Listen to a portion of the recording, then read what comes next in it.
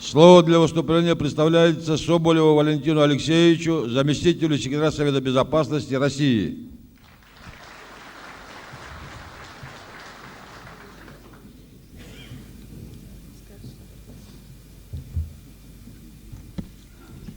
Уважаемый президент, уважаемый Мурат Магомедович, уважаемые гости, дорогие друзья, сегодня большой праздник в республике. Уважаемый Мурат Магомедович, я знаю, что всегда отличало вас в нашей среде российского офицерства. Это вера и верность. Верность своему народу, своему офицерскому братству, своей присяге.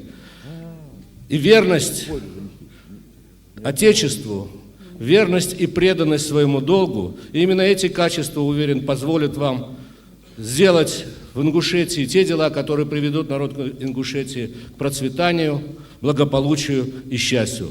Добрых вам успехов, здоровья и адресы пожелания от аппарата Совета Безопасности вам на память.